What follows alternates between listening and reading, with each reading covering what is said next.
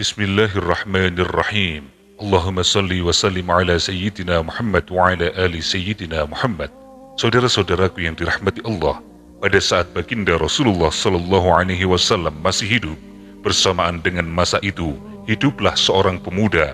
Ia sangat sederhana, tempat tinggalnya tidak di dekat rumah Rasulullah. Rasulullah tinggal di Madinah, sementara pemuda itu tinggal di Yaman.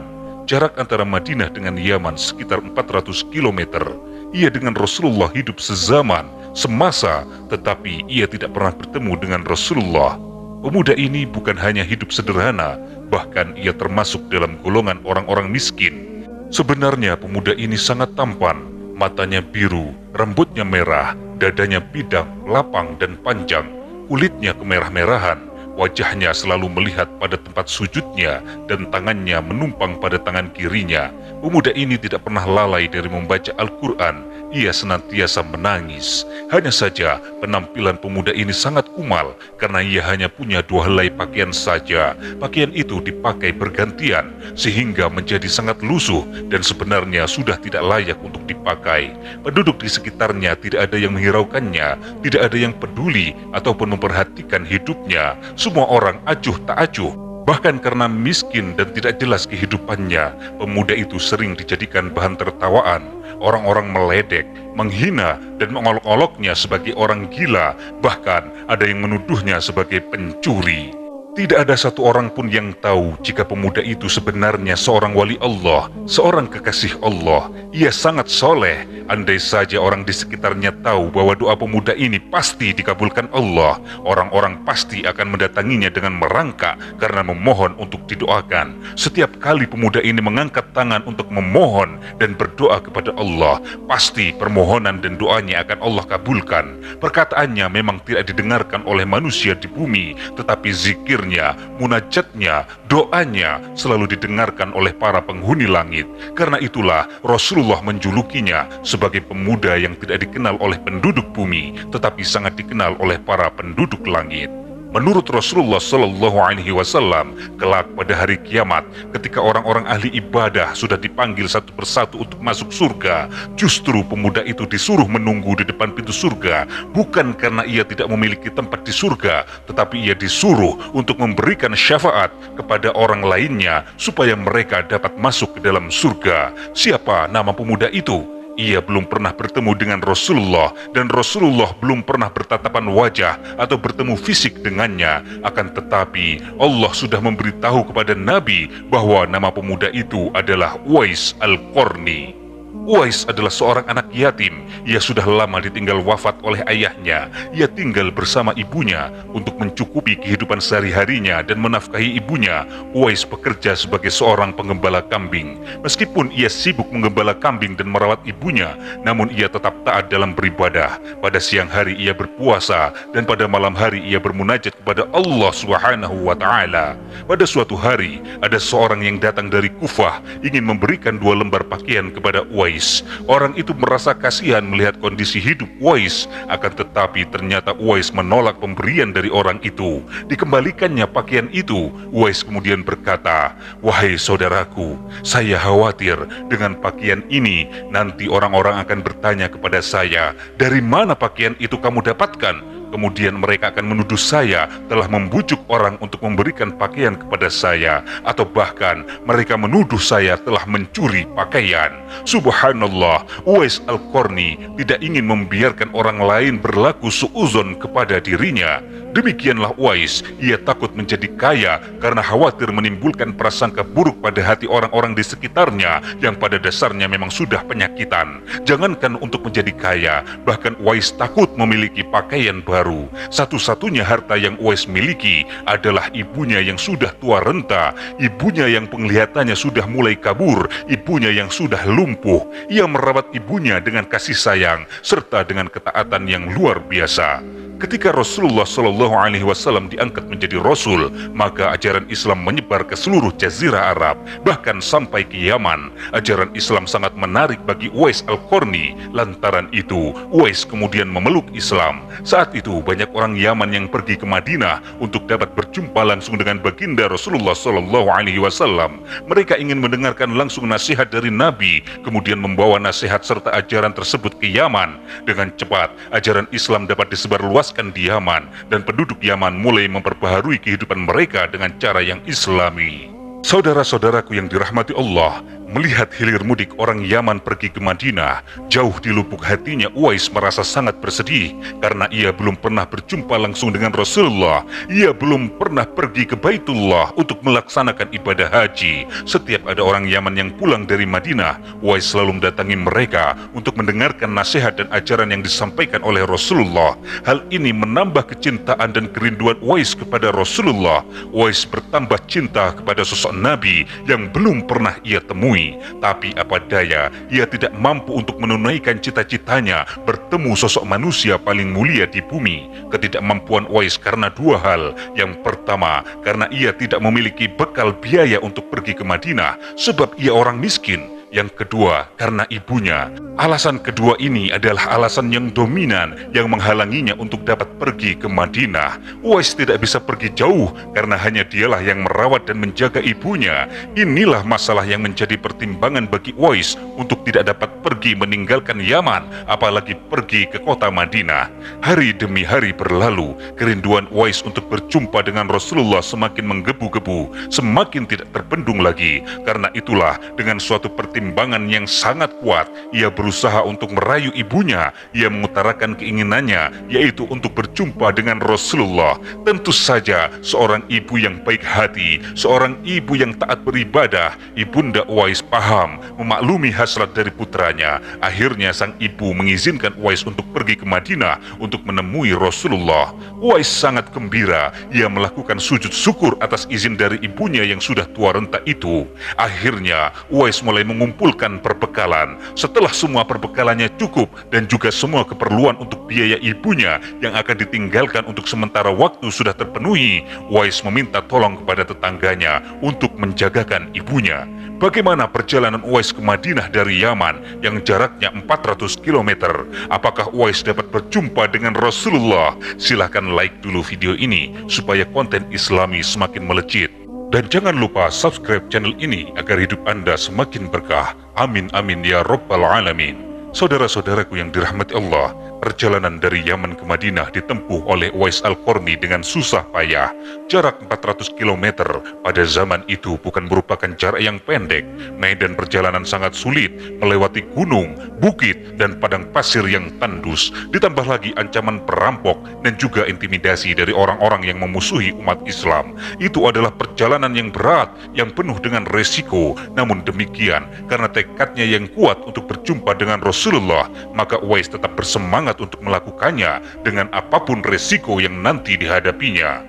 Satu hal yang selalu diingat oleh Uwais Al-Qarni dalam perjalanan ini adalah pesan dari ibundanya, yaitu apabila setelah sampai di Madinah, segeralah kembali ke Yaman, karena ibunya sudah tua renta dan juga sering sakit-sakitan. Singkat cerita, sampailah Uwais Al-Qarni di kota Madinah. Uwais langsung menuju rumah baginda Rasulullah Shallallahu Alaihi Wasallam. Diketuknya pintu rumah Rasulullah dan mengucapkan salam, "Assalamualaikum ya Rasulullah." Namun yang keluar membukakan pintu bukanlah Rasulullah. Yang keluar adalah Ummul Mukminin Aisyah radhiyallahu anha. Waalaikumsalam. Kemudian Uwais menyampaikan maksud kedatangannya bahwa ia ingin berjumpa dengan Rasulullah. Ternyata baginda Nabi saat itu sedang tidak ada di rumahnya. Rasulullah sedang keluar memimpin kaum muslimin berjihad di jalan Allah untuk berjihad di medan perang. Betapa kecewanya Uwais mengetahui hal itu. Ia sudah jauh-jauh meninggalkan Yaman menuju Madinah untuk dapat berjumpa dengan Rasulullah Rasulullah yang selama ini sangat ia rindukan. Tetapi ternyata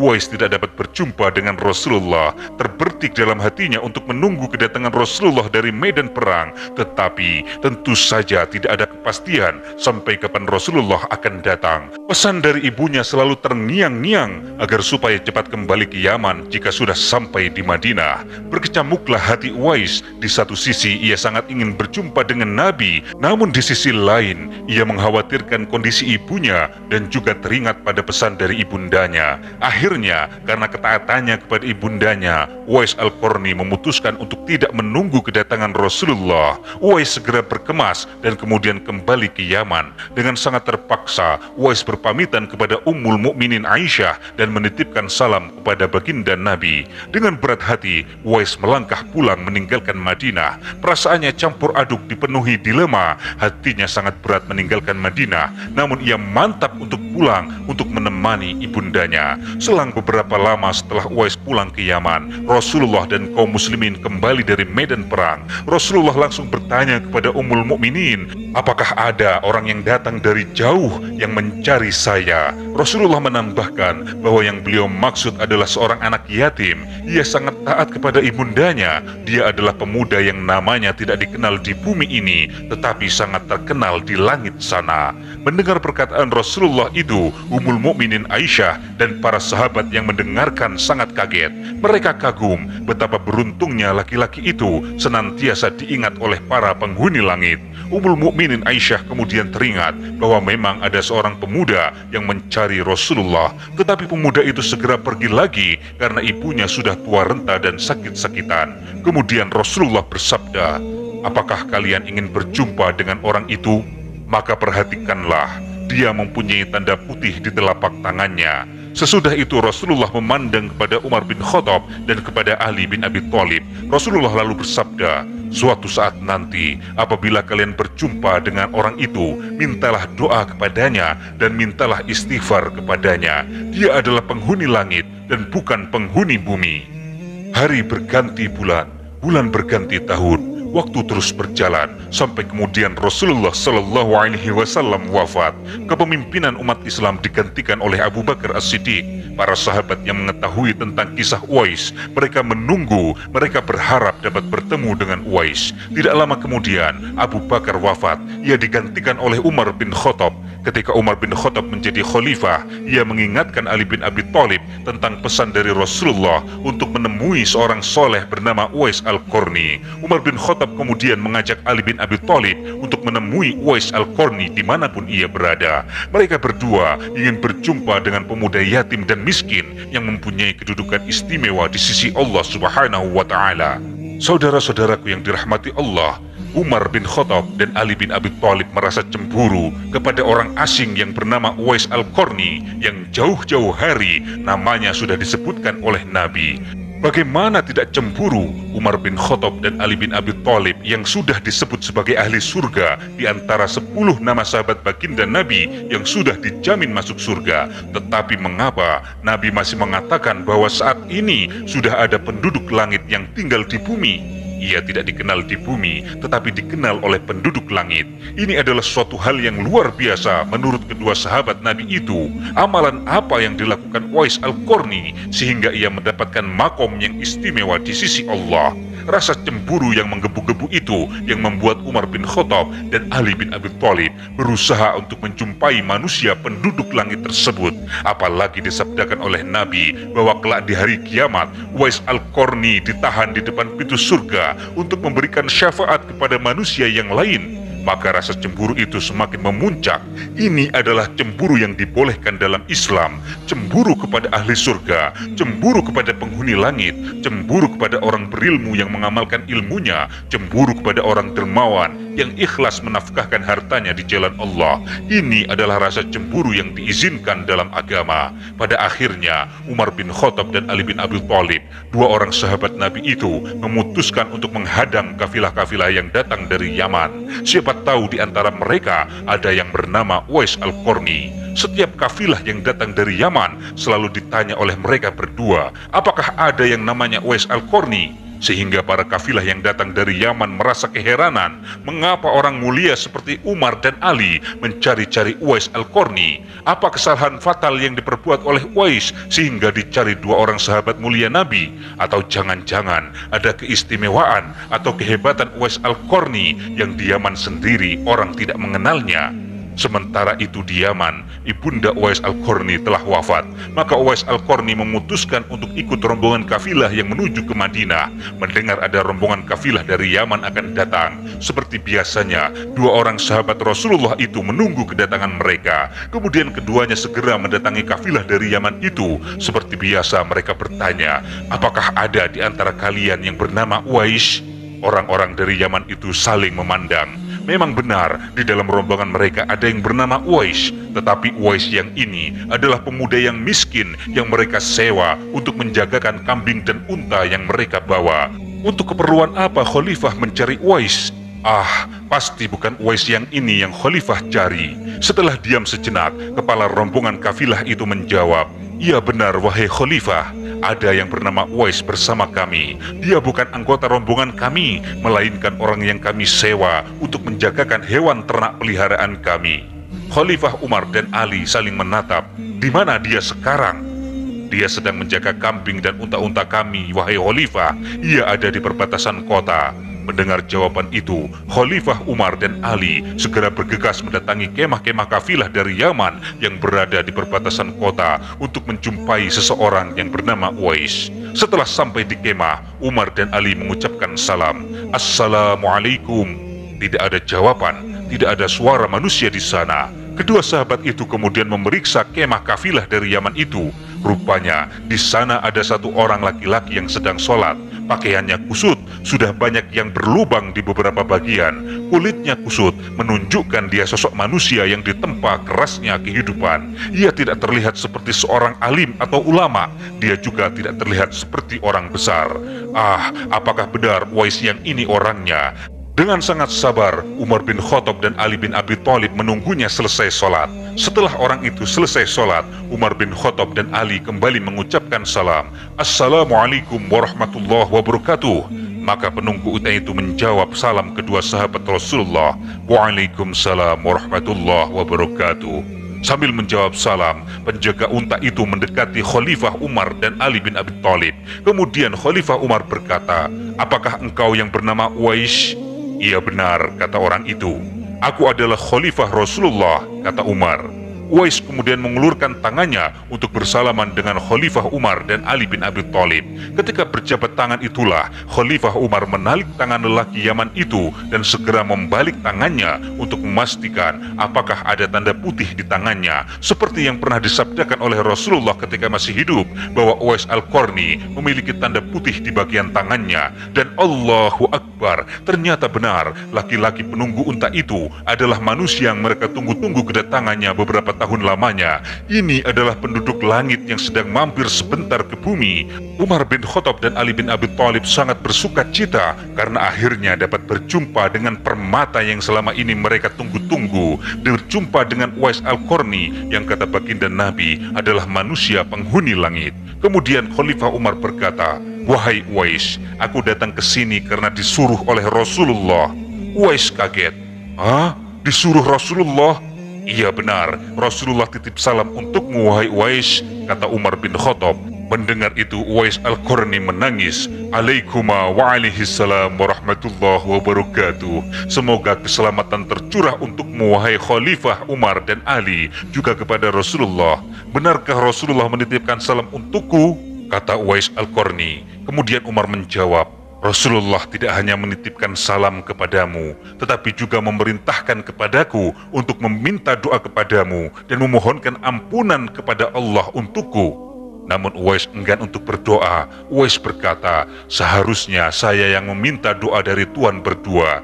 Kalian adalah orang dekat Rasulullah, kalian adalah kekasih Rasulullah." Mendengar jawaban dari Uwais Al-Qarni, Khalifah Umar berkata, "Wahai Uwais, sudah kukatakan bahwa kami berdua kemari karena diperintahkan oleh Rasulullah untuk meminta doa dan istighfar darimu." Karena terus-menerus didesak, akhirnya Uwais mengangkat kedua tangannya, memohon doa dan memohonkan ampunan untuk Umar bin Khattab dan Ali bin Abi Thalib. Setelah itu Umar berkata, "Wahai Uwais, apakah kamu belum pernah berjumpa dengan Rasulullah?" Uwais menjawab, "Belum, wahai Umar." Kemudian Uwais menangis lagi. Kemudian Umar berkata lagi, "Wahai Uwais, bagaimana bisa kamu tidak pergi menemui Rasulullah, padahal engkau hidup semasa dengan Rasulullah? Apakah engkau tidak rindu pada Rasulullah, wahai Uwais?"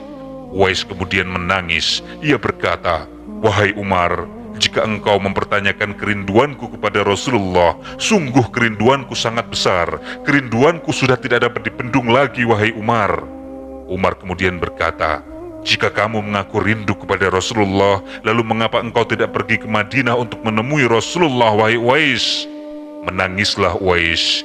"Ya Khalifah Rasulullah, setiap kali ada rombongan kafilah dari Yaman pergi ke Mekah dan Madinah untuk melakukan ibadah haji, yang bisa aku lakukan hanyalah menangis dan meratapi diri karena aku tidak bisa pergi bersama mereka. Kesedihanku sangat tak terkirakan setiap kali ada rombongan pergi ke bumi Nabi ini." "Lalu kenapa kamu tidak ikut rombongan dan pergi?" kata Khalifah Umar lagi. "Wahai Khalifah, bagaimana aku bisa pergi sementara di rumahku ada ibuku yang sudah tua renta yang harus aku jaga dan aku rawat? Bagaimana bisa aku pergi sementara tidak ada yang mengurus amanah yang Allah titipkan kepadaku?" Mendengar itu, kagetlah Khalifah Umar dan Sayyidina Ali. "Wahai Uwais, inilah yang membuatmu menjadi mulia di sisi Allah. Inilah yang membuatmu dirindukan Rasulullah. Tapi sekarang, bagaimana kamu bisa pergi, wahai Uwais?" tanya Umar lagi. "Wahai Khalifah, beberapa waktu yang lalu ibuku wafat, sehingga aku memutuskan segera berangkat ke Madinah. Aku menemui beberapa kafilah yang pergi dan menawarkan kepada mereka untuk menjagakan dan memberi makan kambing dan unta yang mereka bawa. Sebagai imbalannya, wahai Khalifah, mereka membolehkan aku ikut dalam rombongan mereka ke Madinah. Tapi sesampainya aku di Madinah, betapa hancurnya hatiku, wahai Khalifah, mendengar kabar bahwa Rasulullah sudah wafat." Uwais kemudian menangis. Kemudian Umar berkata, "Wahai Uwais, kamu adalah orang mulia di mata Nabi. Meskipun kamu tidak bisa berjumpa Rasulullah secara langsung, tetapi Nabi sudah berkirim salam secara khusus kepadamu. Itu adalah sebuah keistimewaan yang agung, wahai Uwais." Saudara-saudaraku yang dimuliakan Allah, di dalam kitab Ihya Ulumuddin, Imam Al-Ghazali mengisahkan bahwa ketika Uwais sampai di pintu Masjid Madinah, Uwais menerima kabar bahwa di masjid itu Nabi dimakamkan. Seketika itu Uwais Al-Qarni pingsan. Pada saat siuman, Uwais berkata, "Keluarkan aku dari sini, keluarkan aku dari Madinah. Aku merasa tidak enak berada di negeri tempat bersemayamnya Rasulullah." Di sini Uwais menunjukkan rasa cinta, rasa hormatnya kepada Nabi Muhammad SAW. Rasa tidak nyamannya, atau lebih tepatnya rasa malu, muncul lantaran ia tidak berkenan menginjak tanah di suatu daerah yang di dalamnya terdapat jasad mulia Rasulullah. Selain itu, Uwais merasa malu karena ia tidak dapat menjumpai Rasulullah ketika Rasulullah masih hidup. Uwais memposisikan Nabi yang sudah wafat selayaknya ketika Rasulullah masih hidup.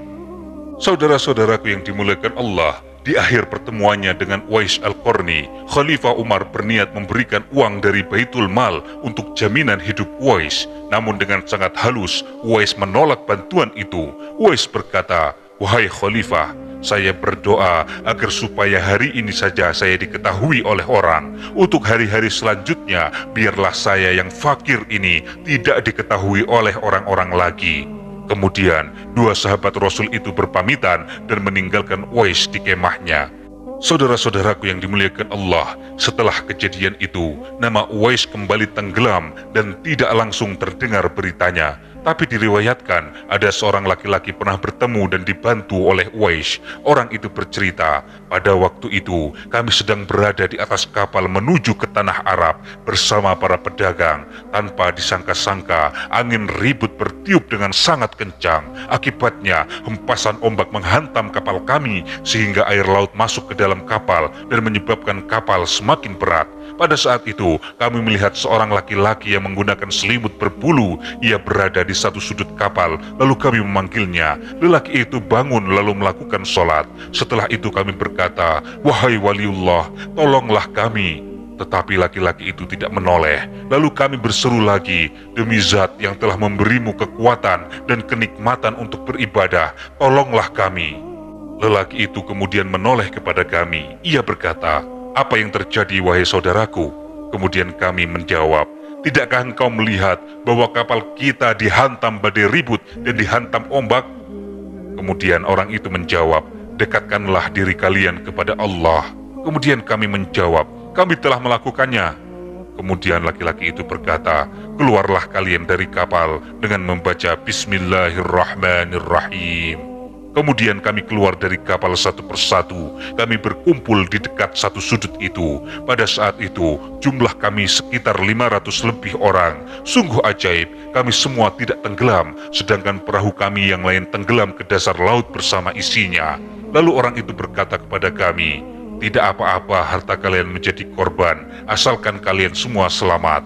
Kemudian kami bertanya, demi Allah, kami ingin tahu siapa nama Tuan. Kemudian orang itu menjawab, Uwais Al-Qarni. Kemudian kami berkata lagi kepadanya, sesungguhnya harta yang ada di kapal itu adalah milik orang-orang fakir di Madinah yang dikirim oleh orang Mesir. Uwais berkata, jika Allah mengembalikan harta kalian, apakah kalian akan membagi-bagikannya semua kepada orang-orang fakir di Madinah? Kemudian kami menjawab, iya Tuan, tentu saja, kata kami. Orang itu kemudian melaksanakan sholat 2 rakaat, lalu berdoa. Setelah Uwais Al-Qarni mengucapkan salam, tiba-tiba kapal itu muncul lagi ke permukaan air. Lalu kami menariknya. Kami kaget dan takjub. Lalu kami meneruskan perjalanan. Setibanya di Madinah, kami membagi-bagikan seluruh harta kepada orang-orang fakir di Madinah, sehingga tidak ada satupun yang tertinggal. Beberapa waktu setelah pertemuan Khalifah Umar dan Uwais Al-Qarni, kemudian terdengar kabar bahwa Uwais Al-Qarni wafat. Sang waliullah telah kembali kepada Allah Subhanahu wa Ta'ala. Ada hal-hal yang aneh ketika Uwais dimandikan. Meskipun dia adalah lelaki yang tidak dikenal oleh orang-orang di sekitarnya, namun ketika jenazahnya dimandikan, tetapi tiba-tiba banyak orang berebutan untuk memandikannya. Ketika Uwais dibawa ke pembaringan untuk dikafani, di sana sudah ada orang-orang yang menunggu untuk mengkafani jenazah Uwais Al-Qarni. Waktu jenazahnya disolatkan, banyak sekali orang yang mensolatkannya, padahal dia lelaki yang tidak dikenal oleh orang di sekitarnya. Demikian pula ketika orang akan menggali kubur, di sana sudah ada orang-orang yang menggali kuburnya sampai selesai. Kemudian pada saat jenazahnya diusung ke kuburan, banyak orang berebutan untuk mengusung jenazah Uwais Al-Qarni. Syekh Abdullah bin Salamah yang pernah ikut berperang bersama Uwais Al-Qarni pada zaman Khalifah Umar bin Khattab, ia berkisah, aku ikut mengurus jenazah Uwais Al-Qarni hingga aku pulang mengantarkan jenazahnya. Lalu aku bermaksud untuk kembali ke tempat penguburannya untuk memberi tanda pada kuburannya. Namun di situ sudah tidak terlihat lagi bekas kuburannya. Saudara-saudaraku, meninggalnya Uwais Al-Qarni menggemparkan masyarakat kota Yaman. Banyak hal terjadi, hal-hal yang aneh dan mengherankan terjadi. Sebegitu banyaknya orang yang mengurus jenazahnya dan mengurus pemakamannya. Padahal dia adalah seorang fakir miskin. Ia adalah orang yang tidak dihiraukan oleh orang lain. Sejak dia dimandikan sampai ketika jenazah akan diturunkan ke liang lahat, di situ selalu ada orang-orang yang siap melaksanakan tugasnya terlebih dahulu. Penduduk Yaman tercengang. Mereka bertanya-tanya, siapa sebenarnya Uwais Al-Qarni? Sepengetahuan mereka, Uwais adalah seorang fakir miskin yang tidak punya apa-apa. Ia cuma bekerja sebagai pengembala kambing saja. Tetapi bagaimana mungkin ketika hari wafatnya, manusia berdatangan sebegitu banyaknya? Ternyata mereka adalah para malaikat yang diturunkan ke bumi oleh Allah Subhanahu wa Ta'ala untuk mengurus jenazah dan pemakaman Uwais Al-Qarni. Baru pada saat itulah penduduk Yaman menyadari siapa sebenarnya Uwais Al-Qarni. Dengan baktinya serta ketaatannya kepada ibundanya yang luar biasa, Uwais tidak terkenal di bumi, tetapi dia masyhur di kalangan penduduk langit. Saudara-saudaraku, jika kita berpikir dengan akal yang bersih, dengan akal yang sehat, siapa yang lebih mulia antara ibunda Uwais dengan Rasulullah? tentu saja lebih mulia Rasulullah. Akan tetapi ternyata Allah menunjukkan kepada kita fadilah dan keistimewaan seorang anak yang sayang dan taat kepada orang tuanya. Allah menjamin untuknya tempat di surga. Allah memberinya kesempatan untuk memberi syafaat bagi orang lain. Rasulullah mengirimkan salam untuknya dan memerintahkan sahabat yang sudah dijamin masuk surga untuk meminta doa dan memohonkan ampunan untuknya. Berbakti kepada orang tua, perbuatan yang sering diabaikan manusia, tapi ternyata jaminannya adalah surga. Semoga kita semua, pasangan kita, keluarga kita, anak-anak kita dijadikan orang-orang yang taat, berbakti pada orang tua, bisa membahagiakan orang tua, bisa menyelesaikan masalah orang tua, kemudian bisa membawa orang tua ke surga. Semoga akhir hayat kita adalah akhir hidup yang gembira dan husnul khotimah. Amin amin ya rabbal alamin.